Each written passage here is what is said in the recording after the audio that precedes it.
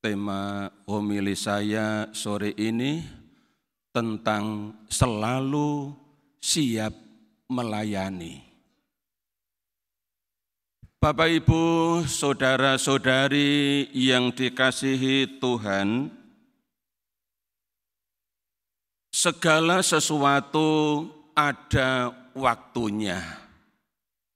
Demikian kata kitab Pengkhotbah bab 3. Contoh, ada waktu untuk bekerja dan ada waktu untuk istirahat. Adalah sesuatu yang sangat ideal bahwa orang bisa bekerja dan bisa istirahat. Ada waktu untuk bekerja dan punya waktu cukup untuk istirahat. Namun dalam kenyataan, dalam praktek hidup sehari-hari tidak selalu demikian. Ada orang yang harus bekerja keras dari bangun pagi sampai larut malam, sehingga istirahat pun sangat sedikit. Dan ada orang yang bisa beristirahat sekian banyak dengan bekerja dalam waktu yang sedikit. Masing-masing bisa berbeda. Nah, Bapak, Ibu, saudara-saudari yang dikasihi Tuhan, hari ini kita mendengar apa yang diwartakan oleh penginjil Markus tentang kehidupan Yesus dan para muridnya. Injil yang dibacakan hari ini adalah Injil Markus bab 6 ayat 30 sampai dengan 34. Dikatakan bahwa ketika murid-murid Yesus kembali dari tugas perutusan mewartakan Injil, dan kemudian setelah berkumpul dengan Yesus, mereka men-sharingkan pengalaman mereka. Mereka men-sharingkan apa yang mereka ajarkan dan kerjakan. Itu pasti menyita energi. Mereka sudah lelah dalam perutusan, dalam memberitakan Injil kemana-mana, dan itu dengan jalan kaki. Dan setelah pulang, mereka masih harus men-sharingkan pengalaman mereka. Tapi Yesus adalah seorang guru yang penuh pengertian. Tahu bahwa para muridnya lelah, capek. Maka Yesus katakan tadi di ayat 31. Marilah ke tempat yang sunyi, supaya kita sendirian dan beristirahatlah seketika. Yesus mengajak murid-muridnya untuk pergi ke tempat yang sunyi, pergi ke tempat yang terpencil, tempat yang jauh dari keramaian, supaya mereka bisa beristirahat. Di ayat berikutnya dikatakan, sebab memang begitu banyaknya orang yang datang dan yang pergi, sehingga makan pun mereka tidak sempat. Kita bisa membayangkan Bapak Ibu, makan pun tidak sempat, apalagi istirahat. Maka Yesus mengajak mereka untuk menyepi, mengundurkan diri jauh dari keramaian banyak orang. Dan usul Yesus diterima. Mereka berangkat pergi ke tempat yang sunyi, ke tempat yang terpencil, yang jauh dari keramaian. Tetapi apa yang terjadi ketika mereka sampai di tempat yang mereka rencanakan? Ternyata di sana sudah ada begitu banyak orang yang berkumpul. Mereka menunggu kedatangan Yesus. Dan apa reaksi Yesus? Apakah Yesus balik arah? Setelah melihat ada begitu banyak orang yang berkumpul dan menunggu Yesus dan murid-muridnya? Tidak. Di ayat terakhir, ayat 34 dikatakan, lalu mulailah ia mengajarkan banyak hal kepada mereka. Yesus mengajarkan banyak hal, itu berarti membutuhkan waktu yang lama dan menguras energi. Bapak, Ibu, saudara-saudari, apa yang mau dikatakan lewat Injil ini? Saya merenungkannya begini, bahwa Yesus adalah sosok seorang yang selalu siap sedia melayani.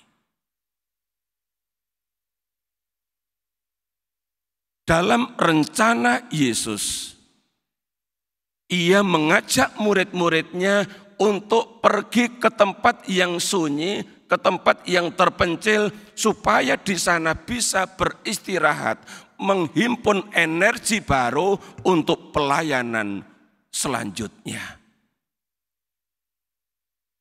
Tetapi Yesus realistis. Kenyataannya tidak demikian. Ia menyisihkan waktu untuk istirahat, tapi ternyata di tempat yang dituju dihadapkan pada banyak orang dan Yesus melayani mereka. Yesus mengajar banyak hal kepada mereka. Yesus mengorbankan waktu istirahat demi melayani banyak orang. Dan bukan mengorbankan pelayanan kepada banyak orang demi istirahat. No, bukan itu yang mau Yesus ajarkan kepada murid-muridnya.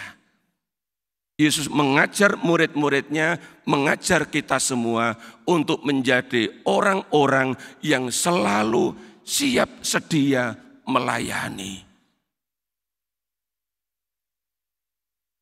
Yang kadang harus mengorbankan waktu istirahat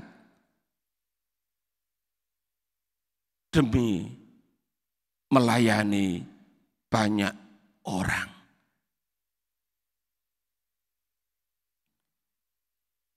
Belum lama ini ada umat yang usul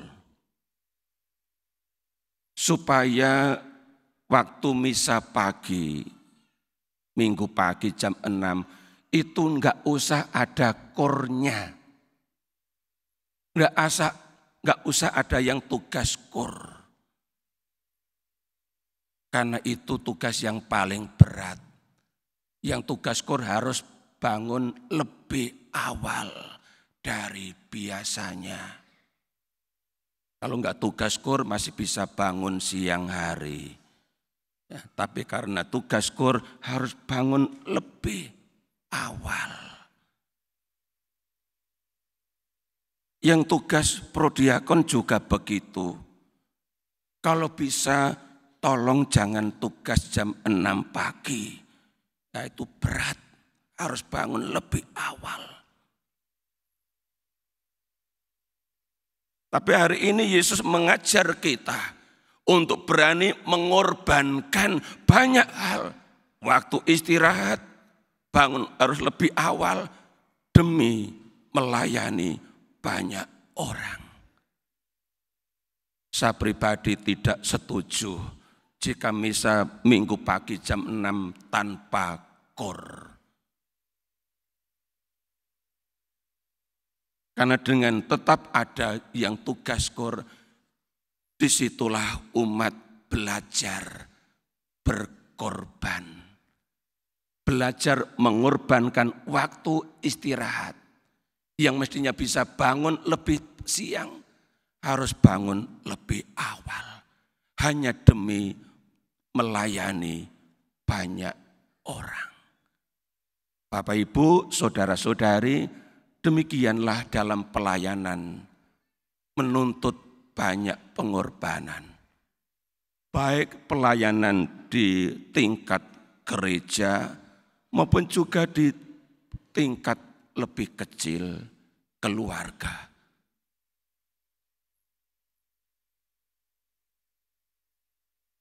Saya kadang membayangkan keluarga-keluarga yang punya anak-anak difabel. Lebih-lebih yang autis, yang harus bergerak ke sana kemari. Kadang saya berpikir kapan orang tua ini istirahat. Mereka harus mendampingi anak yang beraktivitas terus ke sana kemari. Harus menjaga, harus memantau, harus mengawasi. Bagi saya ini pelayanan yang luar biasa. Yang menuntut kesabaran. Yang membutuhkan kasih yang besar. Paulus katakan kasih itu sabar. Maka kalau ada orang tua yang begitu sabar dalam mendampingi anak-anak yang berkebutuhan khusus. Yang difabel, yang autis. Saya acungi jempol mereka ini.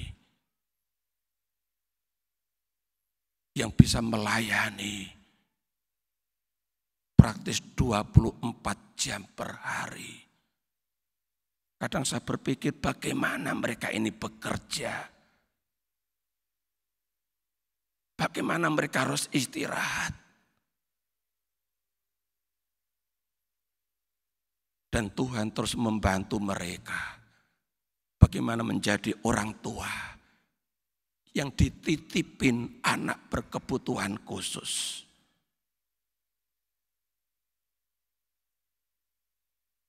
Ada seorang ibu sharing. Dia punya ibu ini punya ibu. Umurnya sudah 85 tahun. Yang sudah tidak bisa beraktivitas dengan bebas. Harus dijaga oleh suster 24 jam. Namun ibu ini yang adalah seorang anak karena punya orang tua. Tidak bisa bekerja, tidak bisa istirahat dengan ritme dia. Jam kerja ya kerja, jam tidur ya tidur, gak bisa. Karena apa? Orang tuanya, mamanya ini gak bisa tidur berhari-hari. Gak makan berhari-hari.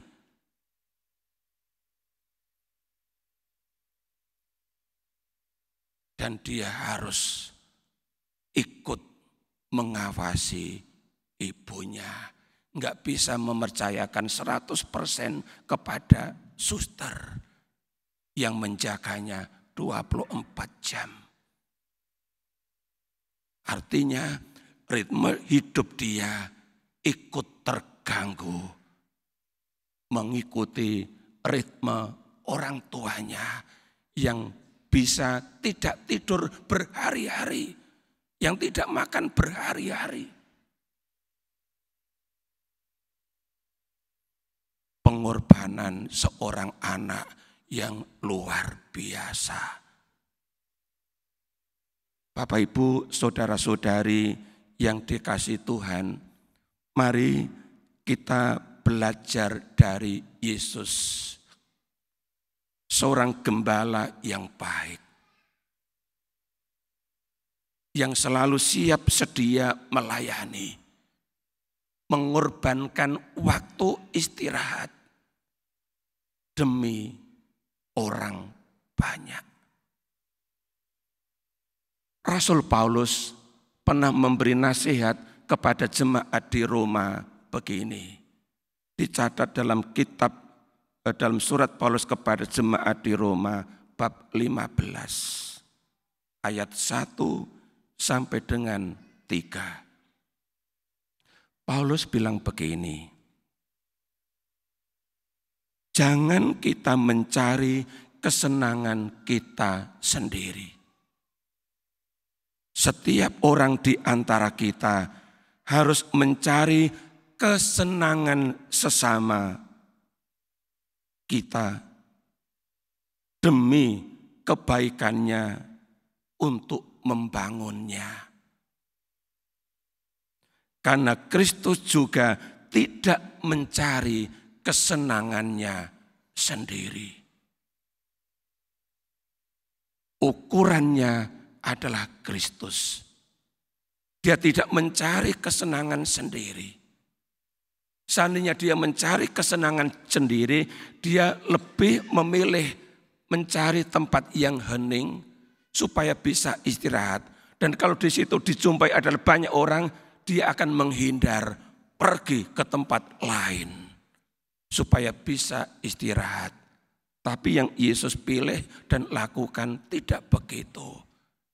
Yesus mengorbankan waktu istirahat demi melayani banyak orang.